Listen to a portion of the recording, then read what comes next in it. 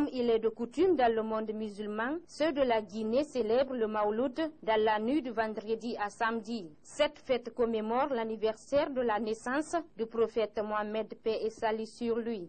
La naissance du prophète aussi 570 ou 571. Le prophète sallallahu alayhi wa sallam a vécu 13 ans à la Mecque. À l'époque, il y avait 360 idoles dans la Kaaba. Vous voyez? Donc le prophète sallallahu alayhi wa sallam, son rôle était de reconnaître l'unicité d'Allah subhanahu wa ta'ala, qui est le Seigneur de ce monde. S'agissant du point de divergence entre les musulmans par rapport au Mawlud, Elhadj Aboubakar Fofana donne des précisions. Il y a un groupe qui fête ici la naissance du prophète sallallahu alayhi wa sallam, qu'on dit entre parenthèses ici, Mawlud, et d'autres encore ne font pas la fête. Mais tous ces deux groupes-là sont tous les musulmans. Ceux qui ont fêté, ceux qui veulent fêter, encore, qu'est-ce qu'ils proposent? Ils disent que non. Étant le prophète sallallahu alayhi wa sallam, sa naissance, on doit fêter. D'autres disent que non, nous on ne fait pas fêter. Pourquoi? Parce que nous avons nos confrères, les frères chrétiens qui fêtent le Mawlud du Isa, qu'on appelle ici Noël. Cette année, le Mawlud se fête dans un contexte particulier, dû à la présence de l'épidémie à virus Ebola. La maladie, c'est involontaire. Personne ne peut dire que non, je ne tomberai pas malade. Tu ne pourras jamais, car c'est que Allah subhanahu wa ta'ala qui t'a créé et qui a créé encore cette maladie. Seulement, on peut dire que non.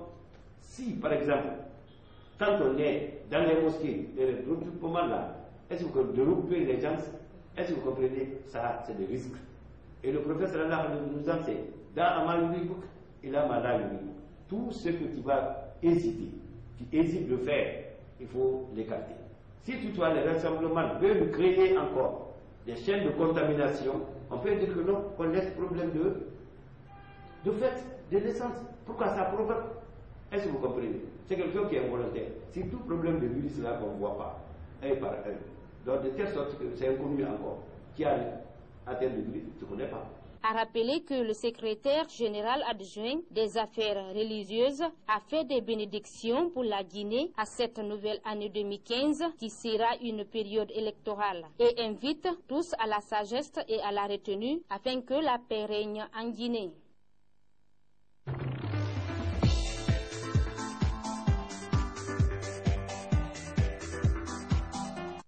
Toguna Agro-Industrie est une société malienne. Ce mercredi, cette entreprise a fait un don au ministère de l'Agriculture, de l'Élevage ainsi qu'au ministère de la Santé. En dépit de la baisse de leur chiffre d'affaires, elle continue à fournir des intrants et des engrais aux pays de la sous-région ouest africaine. Ce don composé de 50 motos et d'une 4x4 sera distribué comme suit.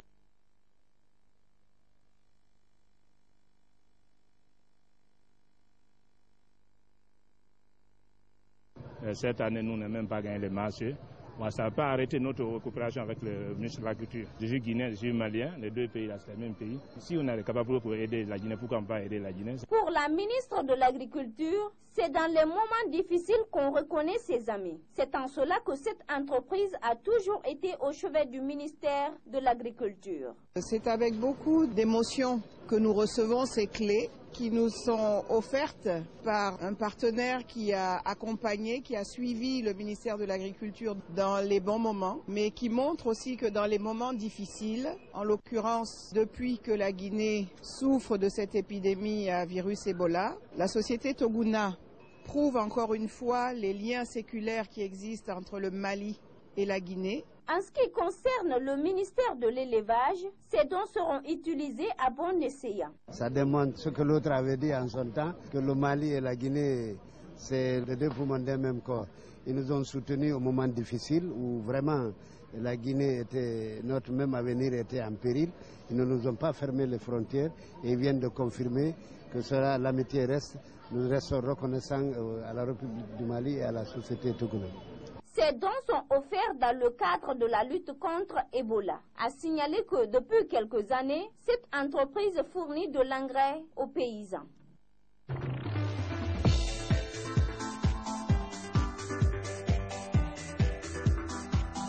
Si les précédentes fins d'année étaient ensanglantées par la circulation routière et autres, cette année n'a pas été le cas. Par ailleurs, pour le directeur central de la sécurité routière, quelques cas isolés sont à noter. En ce qui nous concerne, la sécurité routière, ça se passe dans de bonnes conditions, car on a pu enregistrer dans la ville de Conakry que 3 cas d'accident. 1 cas léger à Matoto et 2 cas légers à Symphonia. À l'intérieur du pays, c'est seulement Kindia aussi qui a enregistré. Ça, c'est une victoire. Du 30e donc au 1er, c'est ce bilan-là qu'on a pu. Il n'y a pas eu d'accident mortel. Même à Sigrin, où il y a des cas d'accident graves, il n'y a pas eu d'accident le jour de la fête. Et allusion faite au communiqué de monsieur le gouverneur également, c'est que le Guinéen a été vraiment respectueux des principes. On a passé la fête dans la tristesse. On a accompagné les différentes familles victimes d'Ebola. En ce qui concerne le coordinateur général des brigades anticriminelles, le déploiement de ces agents à travers les grands axes de la capitale a concouru au bon déroulement de la fête. À ceux qui cherchent, parce que dès la heure, de minute en minute et de seconde en seconde, les informations m'étaient remontées soit par le canal de mon adjoint, qui est là où, du moins, directement des commandants d'unité sur le terrain. S'il y a eu des problèmes, mais c'est des problèmes qu'on peut négliger, parce qu'il n'y a pas eu d'attaque d'envergure.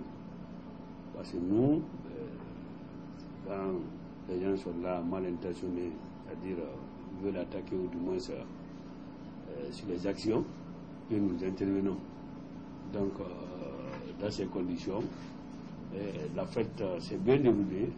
Il n'y a pas eu de grands problèmes. Ce qu'ils cherchent jusqu'à maintenant.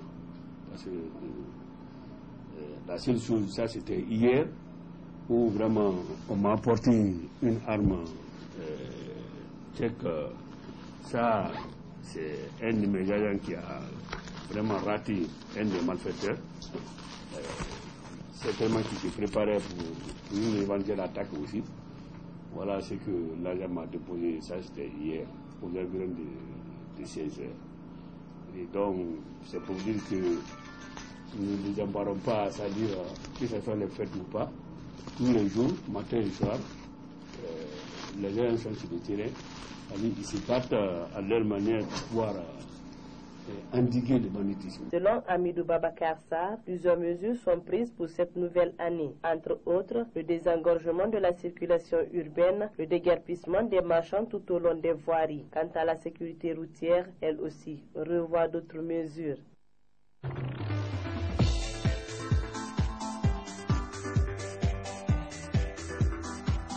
La pénurie d'eau, on en parle encore, toujours et maintenant. Nous sommes ici, en plein cœur de la capitale, l'une des premières banlieues qui se trouve entre le centre administratif Kaloum et la haute banlieue, précisément à Koléa, dans la commune de Matam. Des bidons dans une charrette, ces jeunes revendent de l'eau dans ces quartiers. Une activité qu'ils pratiquent depuis des années. Il explique comment il est venu dans ce petit métier.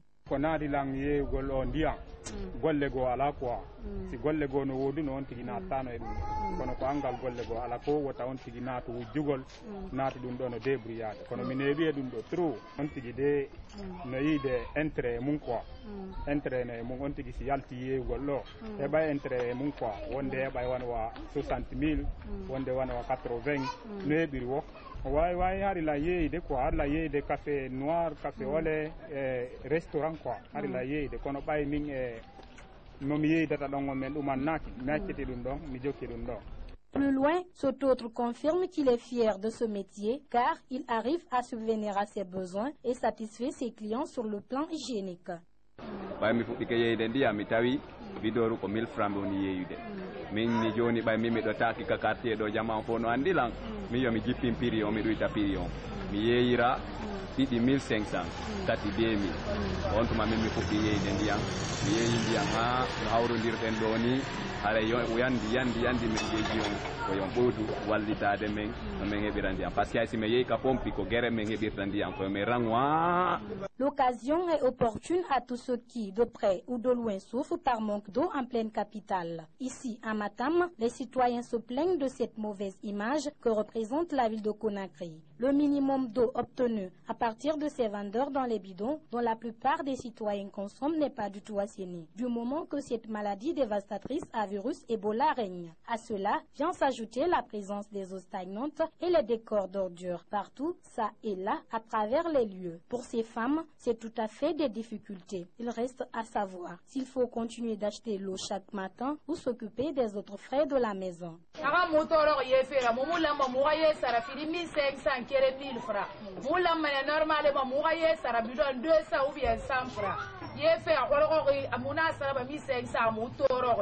Parce que malheureusement, il y a ça, même on a bidon qui dit ça, des mises, ça arrive, puis il y a bidon où il y a rien, ça arrive, j'arrête, ça rama, il y a ça rama, 5 000 francs, donc il y a 5 000 calculés par mois, beau, à ce moment-là, 150 000, donc on a pas le moutoro. Demande la pompette, ah, on va te mettre ça, sans sabacola, bien qu'à laisser n'ambula, il est dit que bon. On ne me voit pas, aye de manka ala ko jiko de sona no te lolo yi hankili to wodi bi bolo wodi ti bolo fu ji sane ba ji ti ba na atene jullala fu ya san wodi lela ni ma san wodi la e gira e ba me na lo atene lola do e ba ma ine ka konye ji fara fa pa komandeni. Suite à l'intervention du tuteur de ces vendeurs d'eau dans les charrettes, pense qu'il est vraiment nécessaire de servir la population car elle souffre énormément.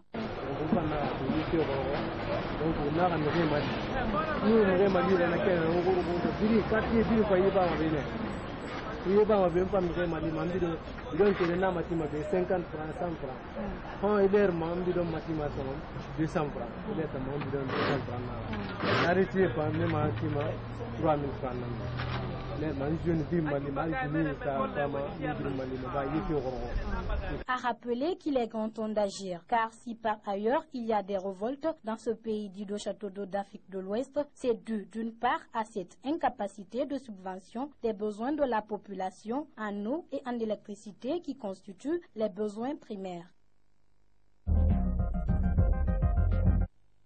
L'acceptation de la demande d'un appel a été un soulagement pour la défense et pour les familles. Les 3 journalistes avaient été condamnés à des sentences de 3 à 10 ans de prison, mais le tribunal a refusé de les libérer. Je suis déçu. J'espère un bon dénouement pour mon frère. Nous ne pouvons plus supporter cela, vraiment.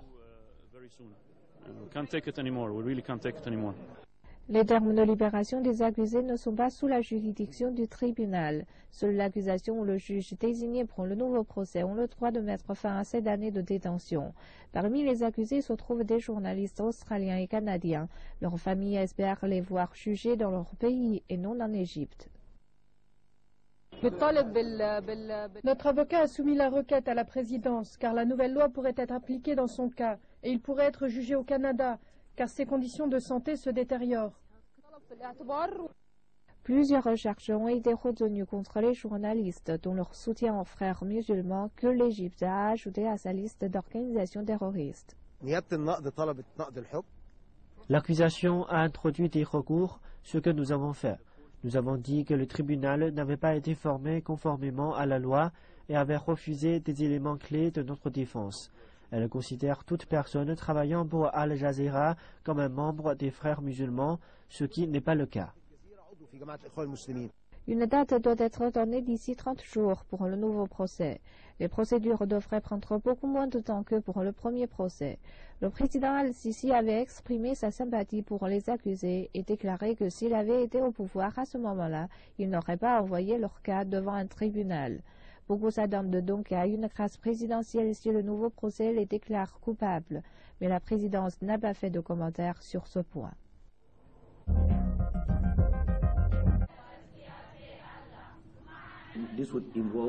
Au nom de la communauté, nous allons écrire au président et nous allons monter en puissance. Nous allons nous tourner vers les Nations Unies. Nous allons écrire des lettres à l'ONU et protester contre cette négligence et la nonchalance du gouvernement nigérian envers le peuple de Chibok et les filles enlevées.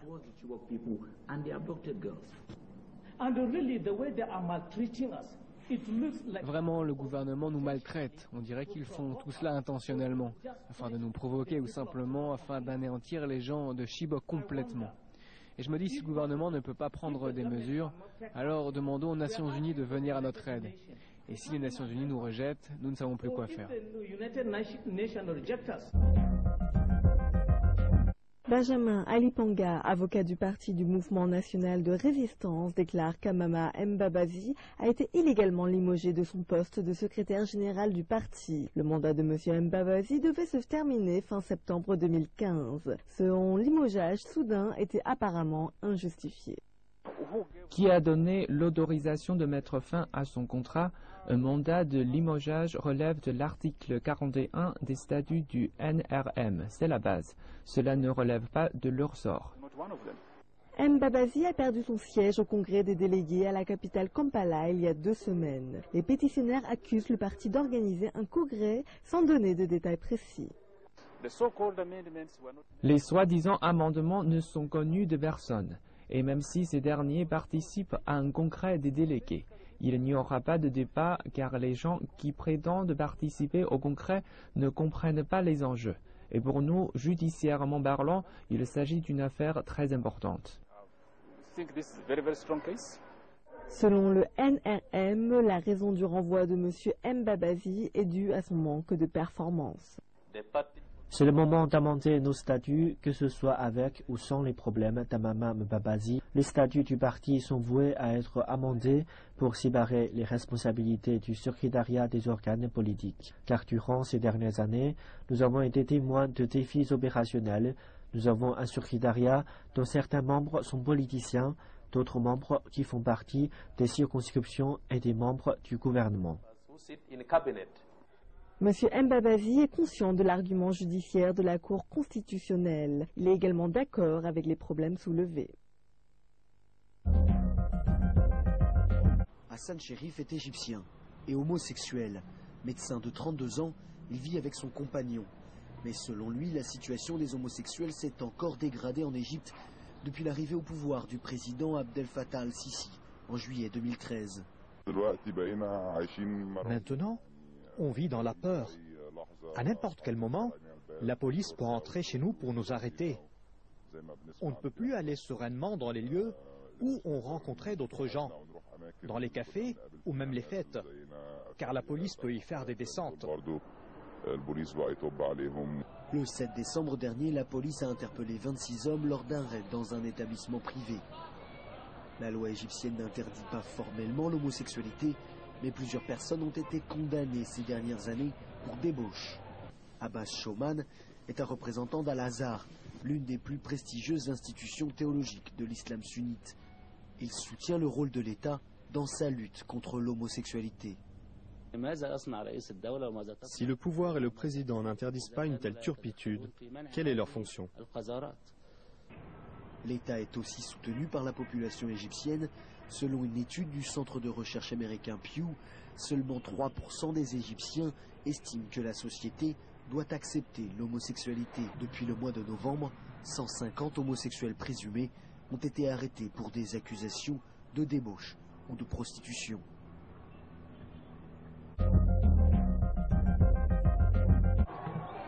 30 000 personnes sont venues acclamer Dilma Rousseff à Brasilia. La présidente du Brésil a entamé jeudi son second mandat. J'ai été réélue pour continuer à réformer le Brésil et pour mettre en place les changements que vous désirez. Je vous donne ma parole que je vais faire évoluer le Brésil. J'entame ce second mandat avec plus d'espérance que pour le premier. C'est le jour le plus heureux de ma vie. Être ici pour la deuxième prise de pouvoir de Dilma, pour les transformations qu'elle a accomplies, les avancées sociales, les progrès. Priorité numéro 1, relancer l'économie. C'est qu'il y a urgence. 2014 qui s'est clôturé sur une croissance proche de zéro, 2015 qui ne s'annonce guère meilleure, l'économie brésilienne est en berne pour la 5e année consécutive. De nombreux détracteurs de la présidente estiment qu'elle n'est pas étrangère à cette situation. Dilma Rousseff devra également faire face à une crise de confiance après le scandale de corruption de Petrobras, principale entreprise pétrolière du pays. La présidente brésilienne devra coûte que coûte rétablir la crédibilité. Rousseff qui a également promis une réforme politique. Faible majorité au Congrès, nouvelle équipe ministérielle critiquée et beaucoup de dossiers sur la table, ce second mandat pour Dilma Rousseff s'annonce très difficile. Coup de froid sur les relations franco-israéliennes. L'ambassadeur français a été convoqué en raison du soutien de Paris au projet de résolution palestinien sur la création d'une Palestine. Le Conseil de sécurité le mettait en échec par l'absence d'obtention de majorité. Washington votait non et ne voit de résolution du conflit qu'au travers d'un dialogue direct entre les parties, quand la France considère de son devoir de pousser les récalcitrants au dialogue. Poussé par l'urgence à agir, par la nécessité profonde d'une adaptation de méthode, par la responsabilité qui incombe à chaque membre du Conseil de sécurité, que nous avons voté en faveur de la résolution présentée par la Jordanie. Deux approches comme deux visions diplomatiques éloignées. Et ça n'est pas sans satisfaire le camp palestinien qui compte déjà la reconnaissance officielle de 135 États. Par l'intermédiaire de la Jordanie, la résolution palestinienne atteignait la tribune de l'ONU. Un texte qualifié par Israël d'intransigeant, mais la France s'inquiète, corrigeait la copie pour augmenter les chances de succès. Faute de réunir les 9 voix nécessaires, le texte était amendé. Un échec analysé comme une victoire par Mahmoud Abbas, libéré d'une pression populaire qui l'exhortait à agir. Un échec pour la France qui sonne comme une première étape vers une négociation qu'elle appelle de tous ses voeux. Soucieux d'une paix véritable entre les peuples, Paris se justifiera par la voix de son Excellence et rappellera la résolution 181 pour laquelle elle votait oui en 1947. Partage de la Palestine mandataire en un État juif et un État arabe, refusé à l'époque par le camp arabe, y compris par le Haut Comité arabe palestinien. Mais la France expliquera ce vendredi, comme elle expliquait hier, que son oui à la résolution palestinienne n'est en rien dirigé contre ses amis israéliens, que son oui n'est pas une reconnaissance officielle, mais une invitation de son Parlement à son gouvernement à dire oui prochainement. Un oui d'avenir donc, pour avancer, couvert par les 135 autres États ayant dit oui précédemment. Ce vendredi, l'ambassadeur de France se verra donc éclairer Israël pour rassurer sur l'invitation qui sème la discorde.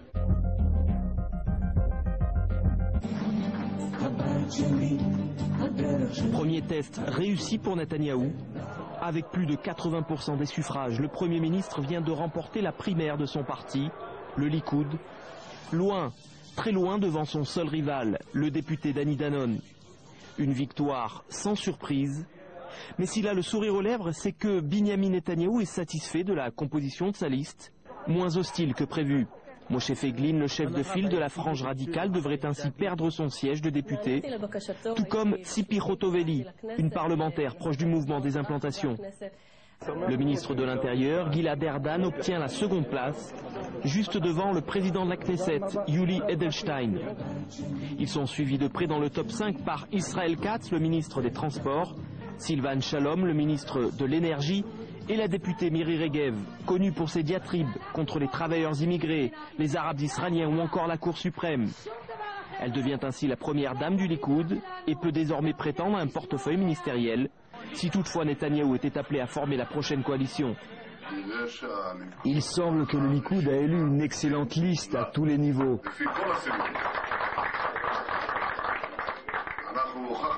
Nous avons prouvé aux citoyens israéliens que la démocratie l'emporte sur la dictature. Cette liste va nous aider à battre les partis de gauche dirigés par Tzipi Livni et Yitzhak Herzog.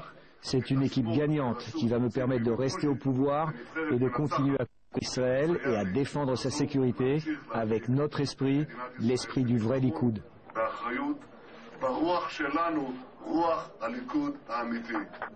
Un Likoud qui n'a pas vraiment changé de visage au lendemain de ce scrutin. Axé sur la sécurité, il devra à présent convaincre qu'il est capable de rivaliser sur les questions sociales, celle-là même qu'il avait portée pour la première fois au pouvoir. Un certain 17 mai 1977.